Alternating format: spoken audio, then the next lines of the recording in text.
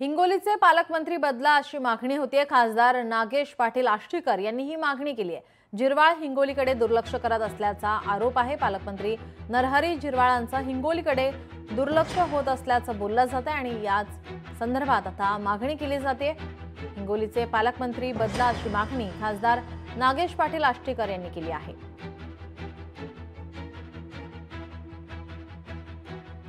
मोठ्या प्रमाणात राज्यभरात पाऊस झालेला पाहायला मिळतोय, त्यामुळे या अतिवृष्टीमुळे शेतकऱ्यांचं मोठं नुकसान झालंय। मात्र पालकमंत्री नरहरी झिरवाळ यांनी आजवर जिल्ह्यात येऊन नुकसानीचा आढावा घेतलेला नाही। शेतकऱ्यांचे प्रश्न शासन दरबारी मांडणे ही त्यांची जबाबदारी असताना ते जिल्ह्याकडे दुर्लक्ष करत असल्याचा आरोप खासदार नागेश पाटील आष्टीकर यांनी केलाय। नुकसानग्रस्त भागांची पाहणी केली आपल्या स्वतः खासदार आहेत। मला सांगा, जिल्ह्यामध्ये मोठं नुकसान झालं, पिकांचं काय सांगाल? खूप मोठं नुकसान आहे या हिंगोली जिल्ह्यामध्ये। अतिवृष्टी खूप झालेली आहे आणि सातत्यानं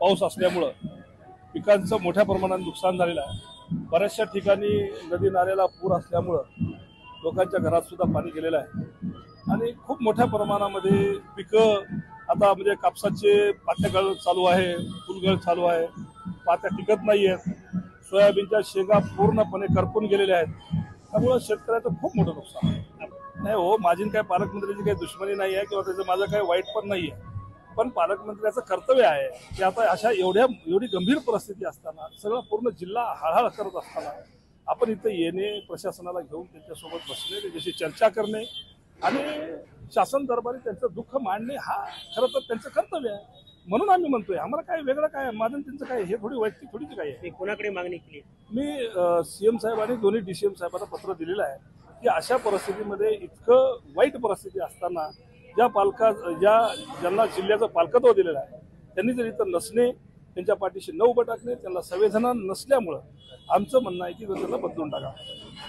बघितलं की या जिल्ह्याचे पालकमंत्री बदलण्याची मागणी खासदार नागेश पाटील आष्टीकर यांनी केल्याचं पाहायला मिळालं।